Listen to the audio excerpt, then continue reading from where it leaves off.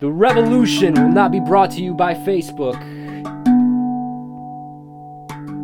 The revolution will not be brought to you by Twitter or Instagram or Fox News or CNN.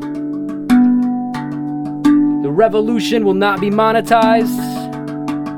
The revolution will not be monetized. Will not be monetized. Will not be monetized. The revolution will be live. What's up, guys? My name is Dakota, and this is a Place for Humans podcast. And hey, so I decided to do 2 podcasts a week. I'm gonna try to do that. We reached 109 in the U.S. podcast comedy genre, and like that made me think that okay, maybe we're onto something. Or maybe not. Maybe I'm just delusional and chasing some fantasy. But anyway, either way, thank you guys to anyone that left a review over at iTunes. If you got an iPhone, head over to iTunes and leave a nice review or a bad review or 5 stars if you want. Even if you didn't like it, I'd prefer you leave 5 stars. So hook me up. I know last episode I kind of had a panic attack about the robot invasion. And I'm not going to lie, I'm still kind of riding that wave of panic because I just feel like my phone and this computer is listening to me. I have a computer in front of me. I feel like this thing is just listening at all times. And now we're integrating Alexa and all these different sort of disembodied consciousnesses into our lives. We're just inviting them in. We're just inviting them in. You know the first rule of a vampire? They have to be invited into your house. And we're just inviting these things into our lives like it's okay. Like it's okay. And maybe it is okay, and maybe I'm just a stoner.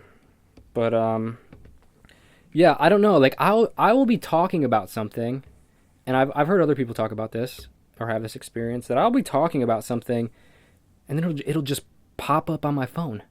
Like I'll be getting an advertisement for whatever I'm talking about, or anything. I don't understand it. And even when I'm on, I feel like it's even gotten to the point where I can think about something and then an ad pops up for it somewhere. And that's why I use ad blocker. And if you do use ad blocker, you turn it off. Turn it right off right now while you're watching my podcast. And if you're on like some other website, turn it on.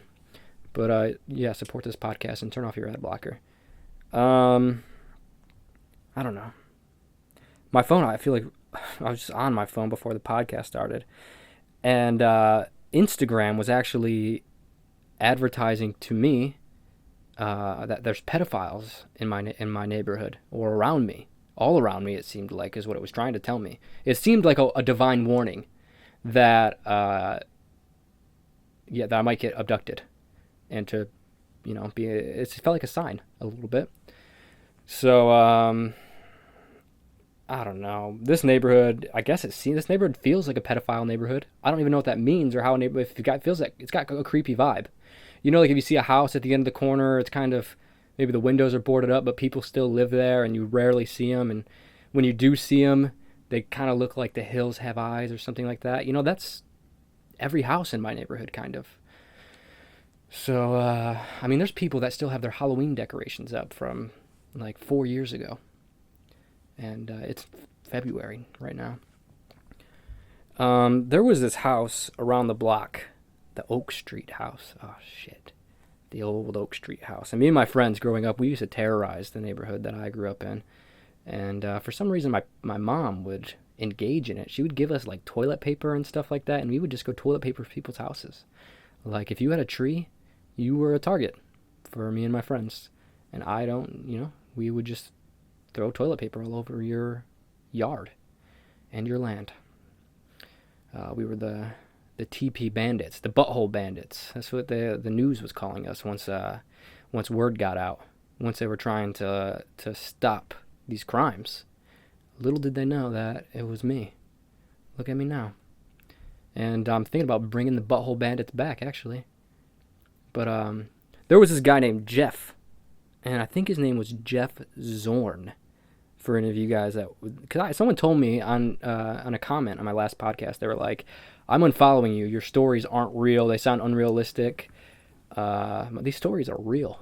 So for all you guys out there that don't believe me about these stories, you can look this up yourself. I'm pretty sure this guy's name is Jeff Zorn. I could be wrong. Maybe it's Zork. But he lived in this house around the block. And his house kind of looked like a barn. He had like a red picket fence around his yard that was maybe only up, maybe just a little bit past your hip. And yeah, just like a white house with like a red shutters, and it just kind of looked like a barn type of house. And we live in like in a neighborhood just outside of Detroit, so it's kind of an odd house compared to the rest of the houses. And he had a big yard and stuff like that. And across the street from his house is this huge field, which they've now built houses in. But when I was growing up, it was just this huge field of tall grass and rocks and stuff, and maybe like a little trail for where we would ride our bikes or something. So he had this huge field across the street from him, and we would go like knock on his door in his house for some reason. I don't even know why, but we would always mess with his house, and we would always call him the pedophile guy. And he wasn't a pedophile. He never did anything. Never did anything to us. We just thought it was funny to call this guy the pedophile guy. And so we would always joke about it. So we built up this myth that this guy that lived in this house was a pedophile, and we sort of villainized him. And we would mess with his house because of that. And yeah, we were bad butthole bandits. So anyways, those days are behind me. But Jeff Zorn, we would mess with him because he would always interact with us. He would engage in the behavior. So like you might knock on like someone down the street, and they don't really give you that much feedback. They might open the door, look around, and shut it. And yeah, that's funny. That's funny to mess with someone like that. But not Jeff. Not the Zorn Zagito himself. The mosquito Zagito. Not him. He would come out and he'd look for us, and he'd run and he'd scream, "I'll get you guys," you know. And this one time, we were messing with him. It was like maybe Halloween or around Halloween, and there was this kid, Justin Nino, who I grew up with, and it was Justin. I think it was my friend James, and maybe my friend Randy. I think that was like my little group. That was our little hoodlum group. And yeah, we went and knocked on his door, and he came out this time like furious. Like he's had enough. We must have been messing with him for like a week or something. And he came out with this huge spotlight, almost like he was waiting for it. And he was looking for us in the field. He knew we were hiding in the field because that's where we would go. We'd knock on the door and then go run across the street into the field and duck down in the tall grass so he couldn't find us. But this time he came out swinging with this light, running towards the field. And like it's a big open field. As soon as we stand up, there's no way that he's not going to see us. And if he keeps running around, there's no way he's also not going to see us. So we're pretty much fucked at this point. And not to be rude, but Justin was the worst looking one in the group.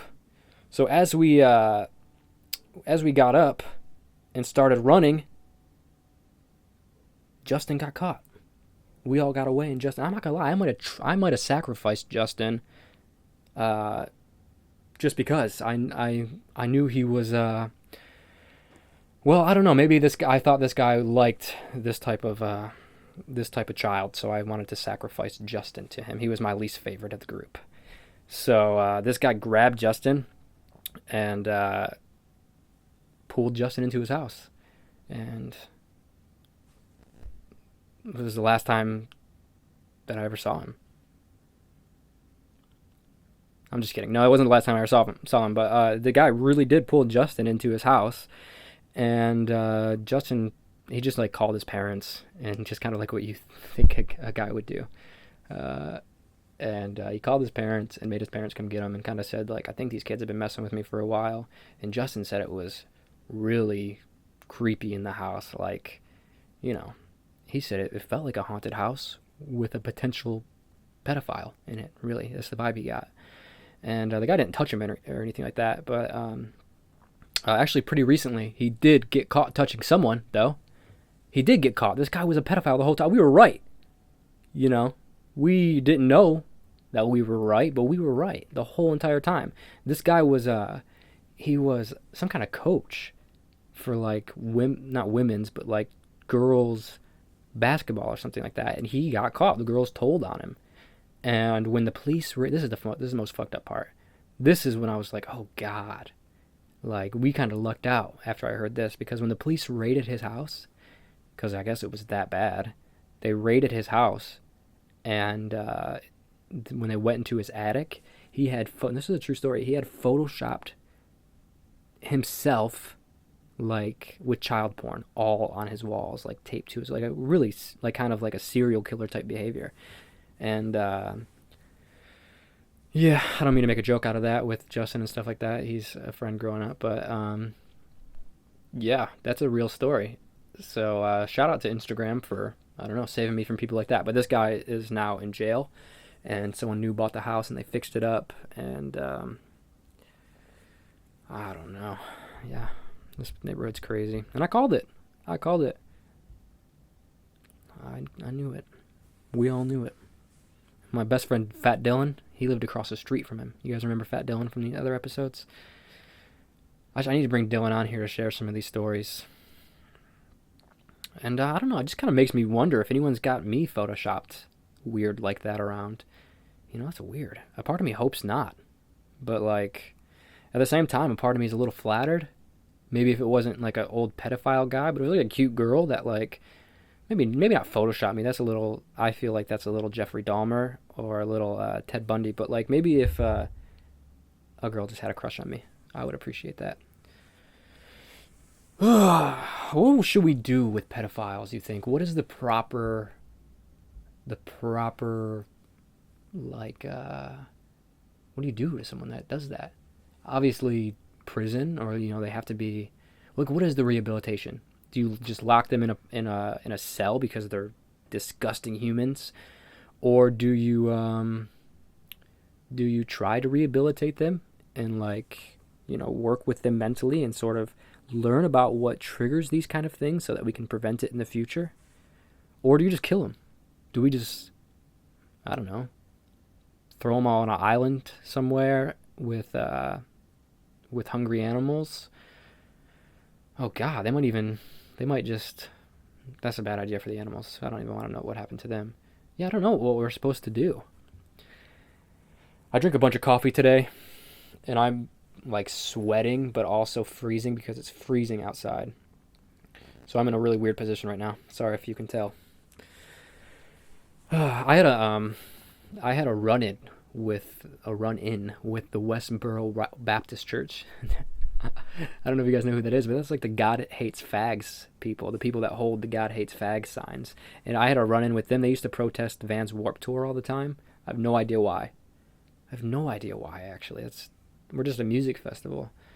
But yeah, they would come, and whenever we were in, where would they come? I forgot which city they were in. Kansas or something. Somewhere in the Midwest, I think. These people would just come pick at the show.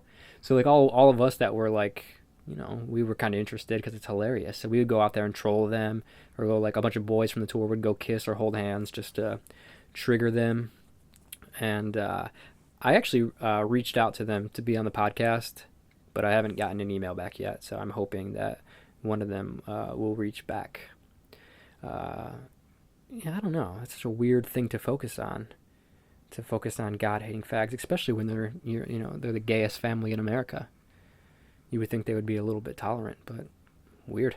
I don't know. Some people just live in paradoxical universes. What else? I don't know. You know, actually, something I find funny is that gay. They're gay insects and gay. There's a bunch of gay. Nature is gay. You find gay all over.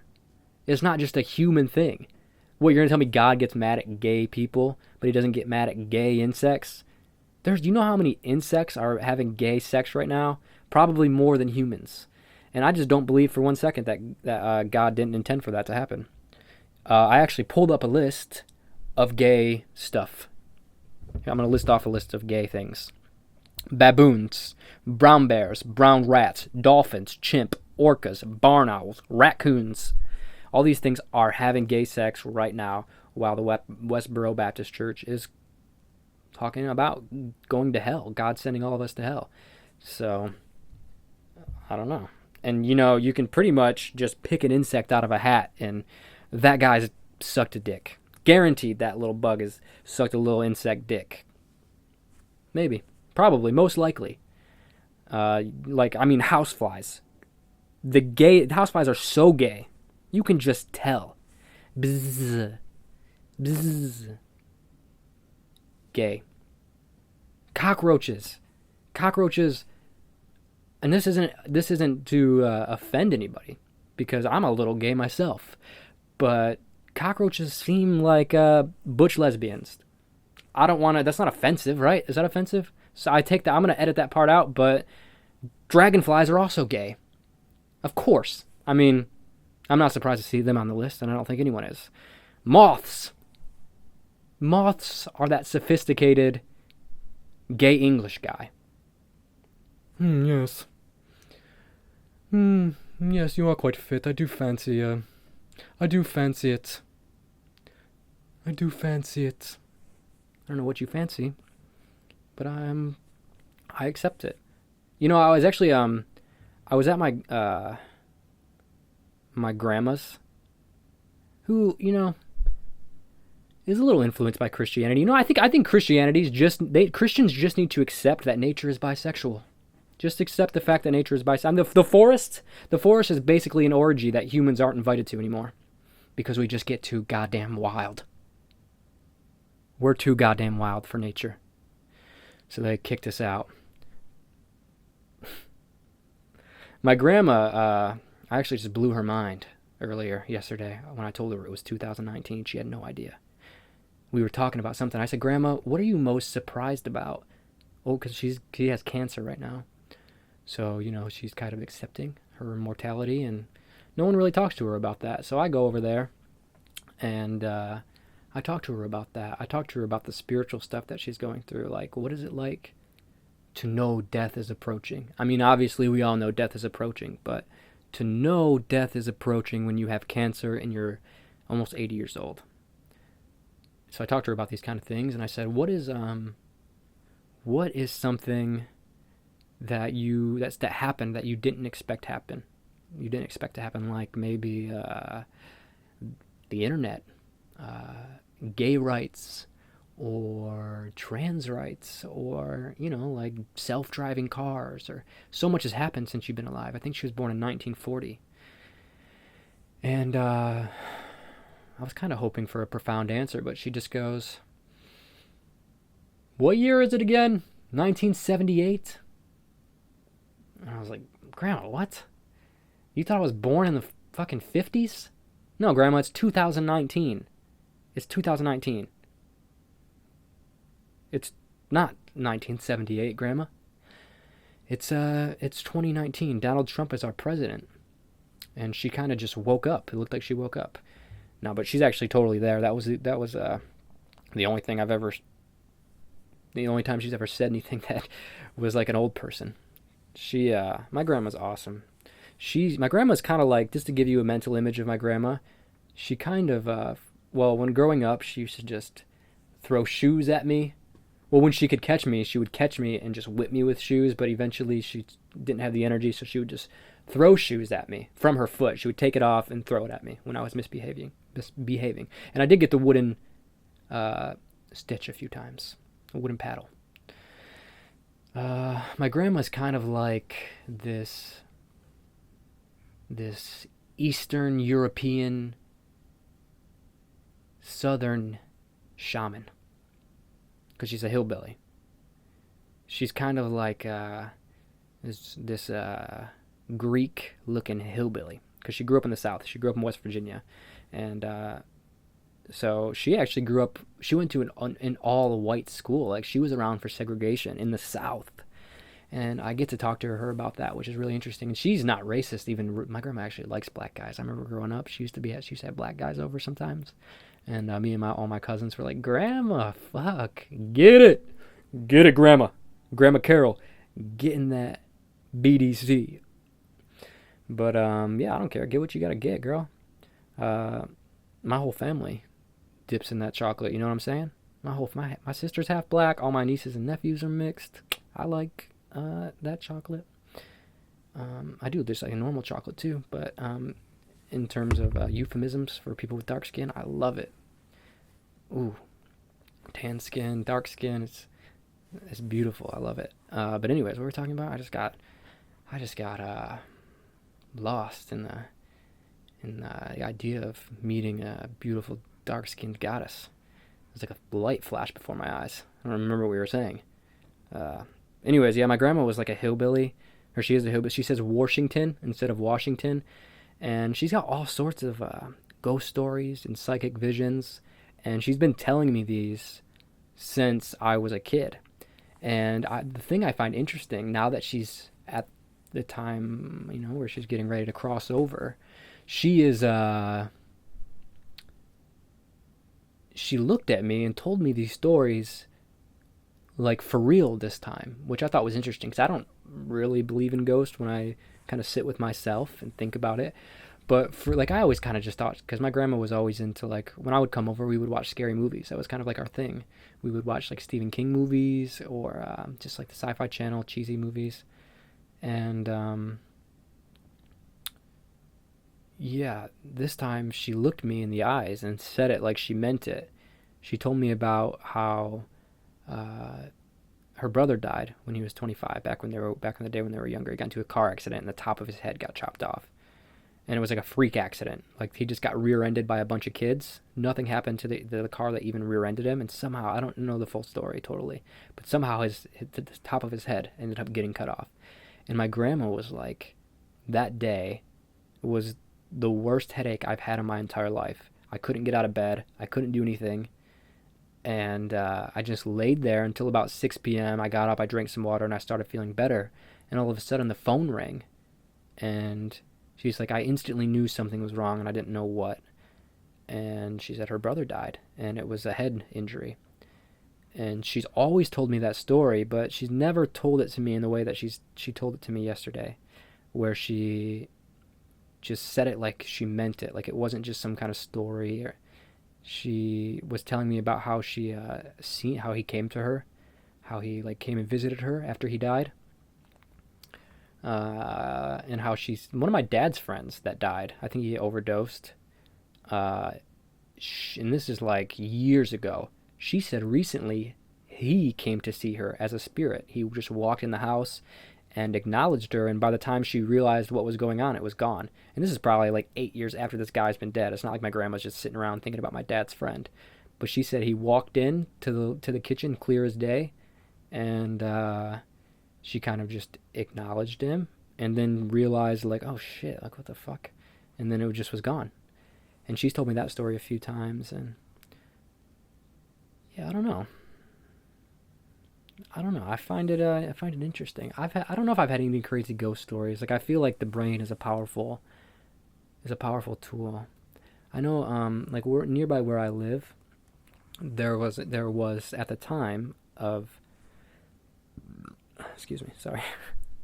At the time, there was an insane asylum in nearby where I live called Eloise. And while this insane asylum was open, it was the biggest insane asylum in America. And sorry about that scratching noise. And it was the biggest insane asylum in America. And they had like tuberculosis wards, and they were doing shock therapy, and they were doing all these kind of archaic sort of I don't know if they would call it archaic, but just kind of bizarre things before modern medicine, where they were just really trying all these crazy things like drilling into your head and stuff like that. This was that kind of insane asylum, and so many people died there that they couldn't keep up with the amount of deaths, and they were just burying the bodies in a field across the street and just marking the graves with numbers. And today they turned the insane asylum into office buildings, and turned like the tuberculosis ward into a Kroger, which is kind of like a Safeway or like a grocery store, which is really weird to think of. Like I don't know, it's just weird how things change. that this place was such a significant place of death, and now people are buying food there. And I guess it's still kind of a significant place of death, given all the meat and stuff that's probably in there. But yeah, it's bizarre. And you can still go across the street to that field and find these markers just carved with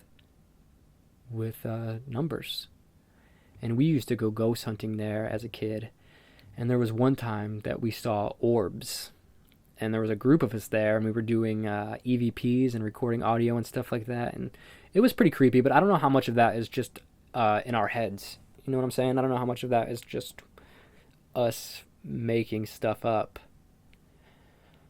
Yeah, I don't know. One time, actually in this podcast room that we're in right now, I saw a ghost here. When my family was building this, my family's tight-knit. Like, we all live in a couple houses next to each other. So when my family was building this house, I was sleeping while it was being constructed. I just thought it was cool to kind of sleep in this new room. And I woke up in the middle of the night, and I don't know, I just woke up, and I didn't want to sleep where I was sleeping, so I got up and I moved to a different area on the bed. I was sleeping on the floor. I made like a little cubby next to the bed in a closet.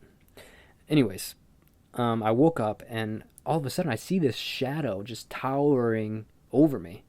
And this is a pretty tall ceiling. And it was really weird because I was seeing it. I was seeing something. Like, it wasn't like if I closed my eyes and opened them, it was gone. It was like something was there, and it was moving. And I was a kid that just woke up, so I'm not downplaying the how intense the imagination can be. But I got into my bed and I pulled the blankets over my head, like, oh my fucking God, what is going on? And I felt cold air come through the blanket and a pressure touch me on my thigh, and me just kind of freak out. And it just went away. And I never told anyone about this shadow man or shadow thing that I saw. And years later, back before when my stepdad was living here, R.I.P. to my stepdad, he didn't actually die. He just drove off a cliff on the way home from cheating on my mom. Yeah, he didn't die, but that was the last time I ever saw him. But back when he lived here, he said the same thing. We had a little family meeting, and he was like, I saw a fucking shadow thing walking down the hallway, and I have to share this because it freaked me out. And I just remember being like, oh shit, and I told him, and then it became a thing in our house where, oh, watch out for the shadow man. But I don't know, do you guys have any ghost stories? Send me in some ghost stories. I'm curious. Have you ever been possessed by a demon? Because I feel like maybe I have. Maybe not actually, but I feel like people on the internet think that. I think Christians just sit around on the internet on my videos, just searching my videos, just to like tell me that I'm going to burn in hell. Which, fair enough. I mean, probably, right? After, what did I say? I said some offensive things in this podcast. Like, they're probably getting the coals ready for me down there, burning that charcoal, getting it nice and warm for me. Yeah, I don't know. This podcast is going to get me in trouble. But if you have any ghost stories, or if you have any crazy, were you in a cult? Were you in a cult that tried to harness satanic energy in a circle, and they used to set you in the circle and try to invoke spirits to possess you as a child? Did that happen to you? I want to know if that happened to you. So send me an email in either like an audio or video file. Sorry. Oh, that video went out. So send me a video file or an audio file just telling me some kind of crazy story you had. It can be anything. You've seen Bigfoot or aliens. You have a crazy DMT story. Because I think DMT is a doorway into the interdimensional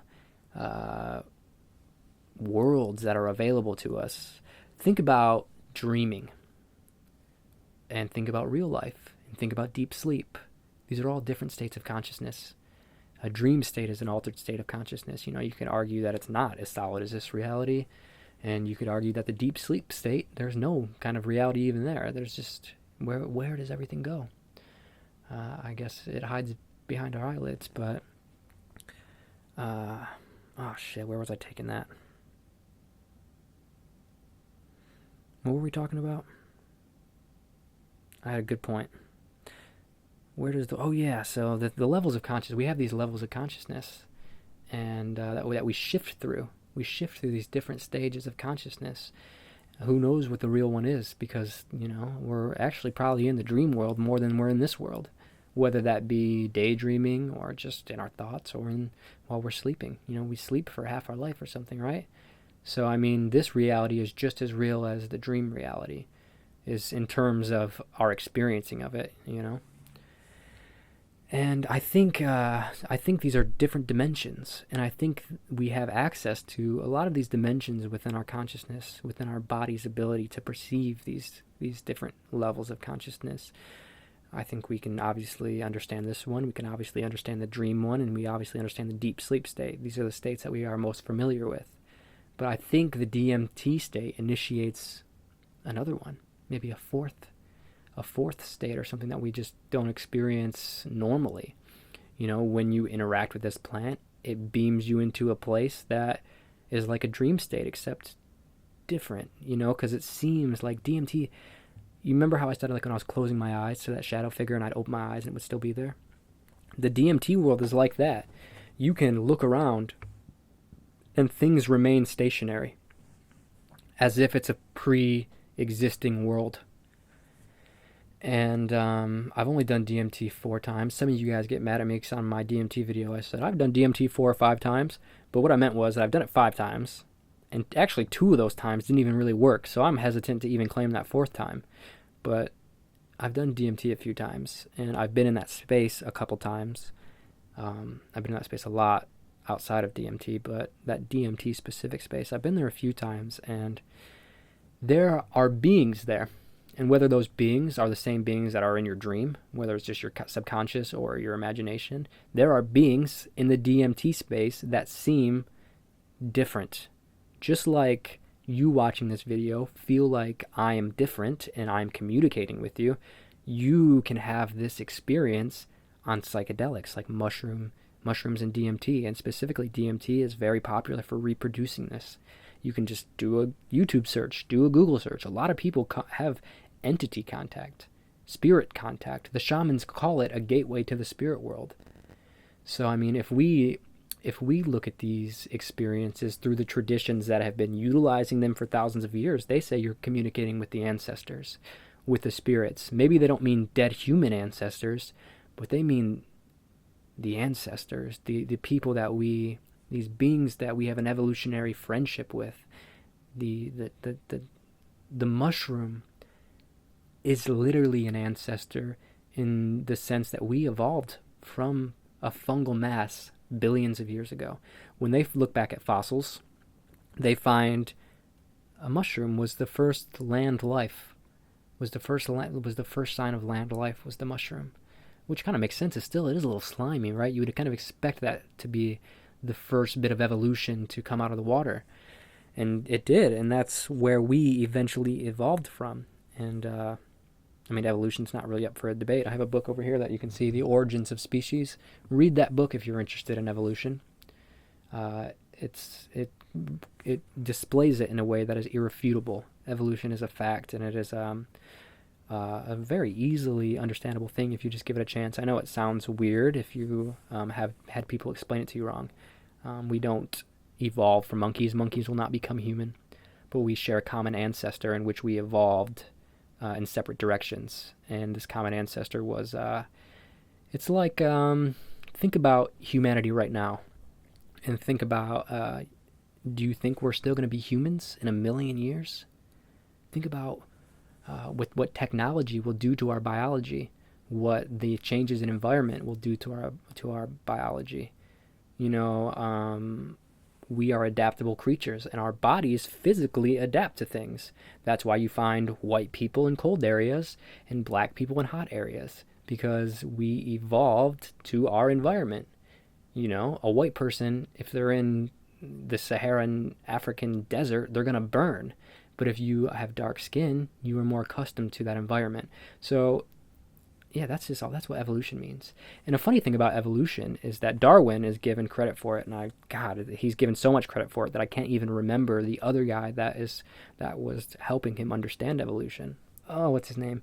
It slips me. But anyways, evolution came to Darwin's partner in a vision, in a spiritual vision, in a dream, in an altered state of awareness. He had evolution explained to him. And they don't talk about that part. I find that interesting. But another thing that's interesting about DMT and mushrooms, because they both put you in communication with something, undeniably, if you do it in the right way, which is kind of like, I think you have to do it in the way that these shamanic tribes do it, because I think this is the proper way to do it. If you want to have a mystical experience from psychedelics, you have to do it in a ceremony. Because, yeah, you can have it. You can go to a party and you can take psychedelics and you'll have crazy colors. You'll have some cool thoughts. Maybe you'll feel a little insecure because there's a lot of people around. Or maybe you can get past that and you just have a great time and it's laughs. But if you do this with the intention of whatever ghost is trying to break through my ceiling right now, if you do this with the intention to tune into something and to learn something and to connect with spirit and to connect with your higher self and to just let whatever happens happen. That's the biggest part of this experience, is surrender. That is the biggest part of the psychedelic experience, is being able to let go. Because if you try to control that, it's a bad ride. Because you can't control it. That's the thing. You can't control it without freaking out, at least.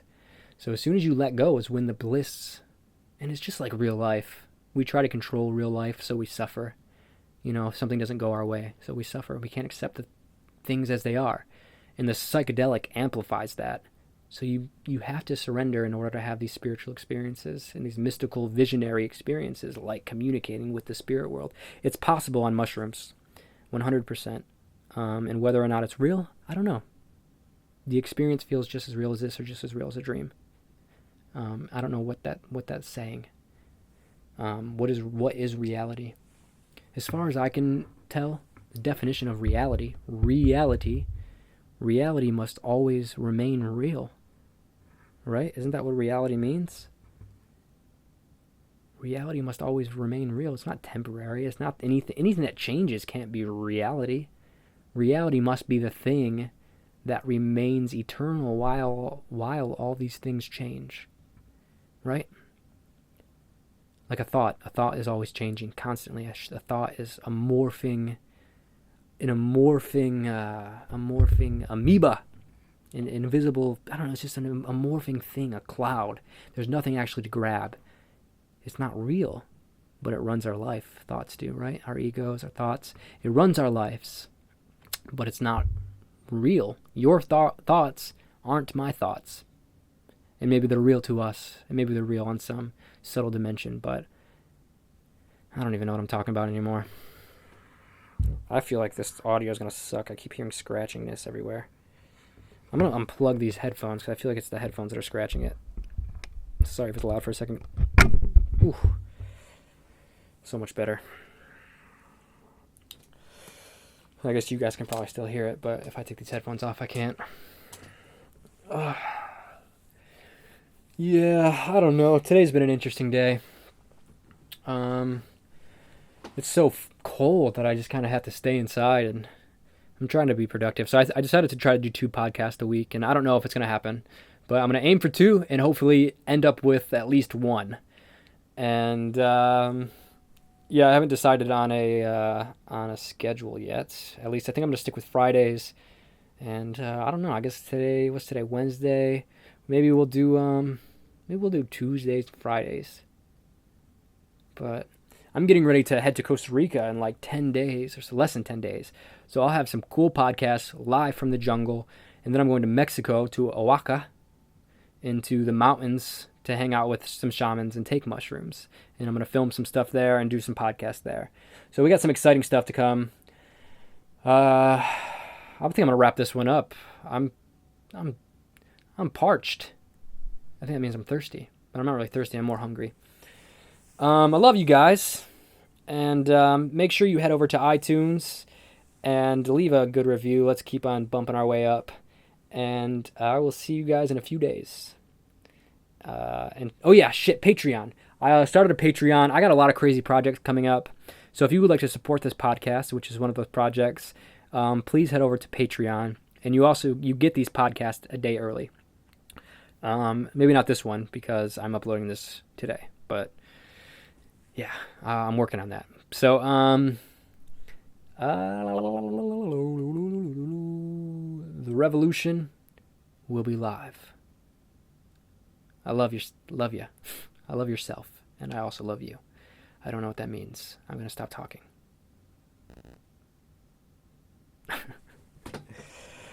Ooh, hoo, hoo, hoo, hoo.